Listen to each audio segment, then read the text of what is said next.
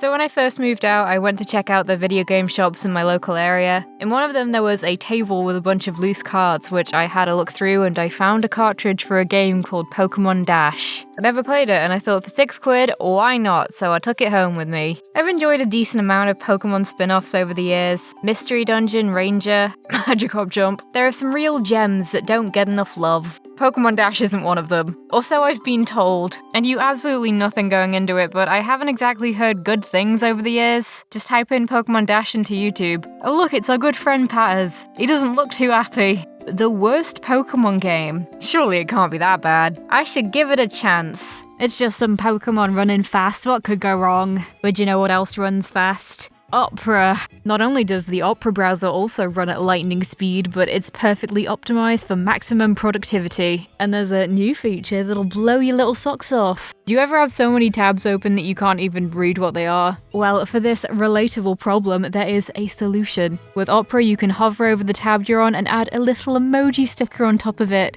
Is this ad read really about emojis, Lucy? Yes, it is! I can put an emoji wearing a cowboy hat on this one. Yeehaw.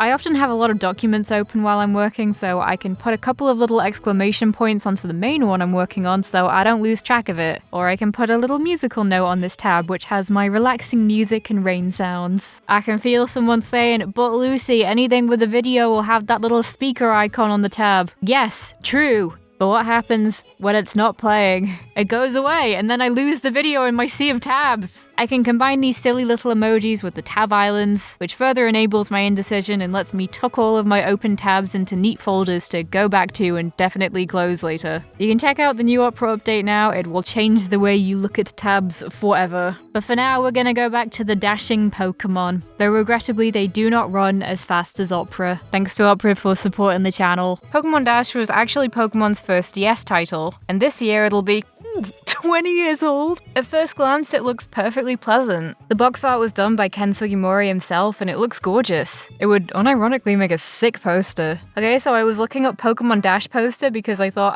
wow, I wonder if they did make those. I would actually like one, and I found something very unexpected. This was a real magazine ad for Pokemon Dash that was part of a larger campaign for the DS. I hate it, but I love it, but I hate it. You touch, they run. Fast. You can use your finger to help Pikachu sprint to victory. Your finger? It's straight up saying, yeah, you can use your finger to play the game, it's all good. Look, let's be real, we've all used the finger here and there on the DS, but for Pokemon Dash? Nah son, I'm not taking any risks even with the stylus, it needs a screen protector. This ad is a sure way to break your DS screen. And the main visual? Like, I get what they were going for, but surely there was a way to achieve that without this body horror of an ad. And that absolute jump scare of a promo line. Touching is good. Video game ads from around that time do have a bit of a reputation for being absolutely unhinged. Like, it has this massive shock visual of something completely unrelated, and then at the bottom it's like, oh yeah, this is the game. Maybe a tiny visual of the gameplay for ants. I give this one for Dragon Ball GBA a pass because it's just such a look. And I also give a pass to this one for Kirby's Nightmare in Dreamland. First aid for a choking Kirby. Just ahead of its time. But even for 2000 standard, the whole touching is good campaign was bizarre. Trying to appeal to a much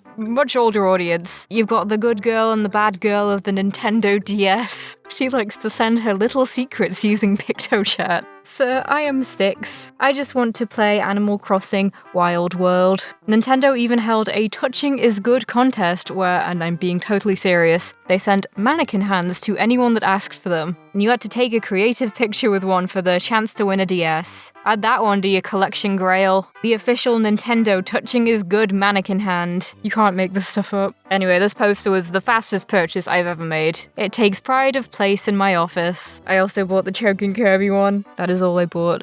That is all I bought. That is all I bought! What do you think it is? I've got no idea. Legendary artifact. Oh, Jesus Christ. Why do you have a hand? It's the official Touching is Good hand. Great.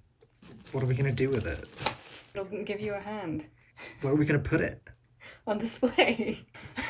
That's great. Getting back on track, Dash was made by a developer I wasn't too familiar with, being Umbrella. Among their portfolio are titles like My Pokémon Ranch, Hey You Pikachu. Isn't Hey You Pikachu the one where if you say Sony or PlayStation to Pikachu through the microphone, then he gets all narky with you? Okay, I looked it up, apparently that's just a lie. I'm sorry, I've ruined the magic for everyone. Umbrella also made the Rumble series, which, while not anything groundbreaking, was always a bit of silly fun for me. Hopefully that's what Dash will be too. Manage my expectations. I paid £6 for this. I was excited to try Pokemon's take on a racer, though I know in my heart nothing will ever be able to overtake the Pokeathlon courses. I boot up the game and I met with this interactable Pika. Pull on his cheeks to make him go faster. Fun fact, this little interactive Pikachu originates from the tech demo that they showed for the DS at 2004's E3. It was a full-on collection of minigames, but for the Dash title screen all you can do is just poke and prod him. I did think it looked a little out of place for the game. You know, it's called Pokémon Dash and he's not dashing. He's good here. He's on a break. The game is a tap screen racer, and yes, again, you will absolutely need a screen protector for it. It uses these pseudo 3D sprites, and the objective is just to reach all the checkpoints in order the fastest. There are 3 Grand Prix with 5 cups in each one, with 16 total dashes, but don't get excited, you only get to play as Pikachu in single player. The 5 cups are green, white, blue, yellow, and red. Green Cup starts out nice and simple. You gotta get your checkpoints and it's very linear to ease you into it. Then it starts to introduce more variables. The next checkpoint is on a different island, so you might need to take a ride on a Lapras or grab some balloons to take to the sky and go get it. The map is very big, so most of the time is spent frantically scrolling around the screen to try and find where you need to land. I suppose that's the point of the game, it's really just a test of reaction time. Or I guess you could just memorize the map in its entirety and do it that way. I tried to look for little tells in the preview. Okay, I gotta look for this checkpoint next to a small patch of trees. That'll be easy enough to find. No. A lot of the time the icons of the other racers on the map obscure the checkpoints. And yeah, sure. I guess if there's an opponent in that area, then it's a good sign you're going in the right direction. But it's not a sure thing, and they could just be behind you, or they could just be going the wrong way. Look, maybe this is just a me thing. I can't process the whole preview image. I need to focus on the tiny details to know for sure where I'm going. There are different terrains, some slow you down, and some are hazardous. If you go into the water, Pikachu will drown. You can't land too quickly on most terrains, so you have to be careful when you pop the balloons. I don't really grasp the rules to this, it feels kind of random to me whether or not I'll get punished, and there's not exactly an abundance of info online about Pokemon Dash strats. You gotta try and notice what's in the surrounding area and find a strategic place to land. Regular grassland is safe, so you can go as fast as you want when landing there. Yep, Pikachu gets a little concussion if he lands a bit too quickly on the pavement, but with grassland, no, he's good. 400 miles an hour and not a scratch. There'll often be these little patches of grass near checkpoints, so if you can aim for those when you land, you'll save yourself a good few seconds. The problem is that the landing in this game does not work properly. I can aim and line it up just right, but the moment I pop the balloons to land, it starts drifting to the side and I land on the rocks. If there was wind speed and direction that you had to take into account when landing, fair enough, but there isn't, it just does that. And once the balloons are popped, good luck trying to get Pikachu to change course. I'm tapping at my screen like a madman trying to get him to aim back at the grass, but the guy's got a death wish. He's determined to land face first in the rocks. Little Lucy edit. Okay, so I wrote this script and I thought it was pretty funny. I felt quite pleased with myself, and then I picked up the game again and suddenly it had stopped doing the drifting thing. I wondered if my DS had Joy-Con drift, like is DS drift a thing? No, it's even worse than that. You see these little gusts blowing onto the screen?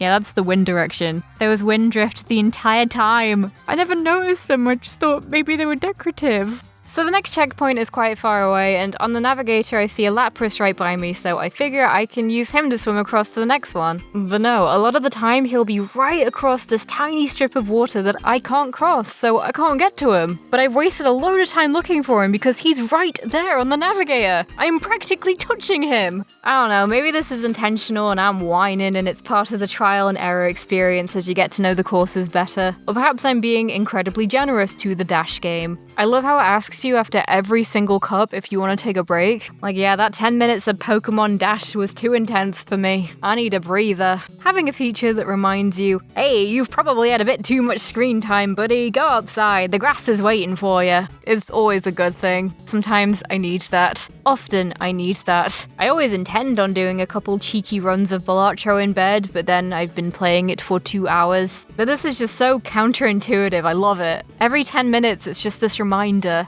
hey, do you want to stop playing this game? Maybe this was just put in to prevent people from going mad and getting repetitive strain injuries. But I don't know, Pokemon Ranger was way more intense with all the looping you had to do, and I could go for hours on that. Maybe I just have magic hands. Editor's note, this is a lie. Clearly I'm getting older because I managed to give myself a repetitive strain injury in both hands from playing too much Balatro. I have little hands, they could not cope with the mighty Steam Deck.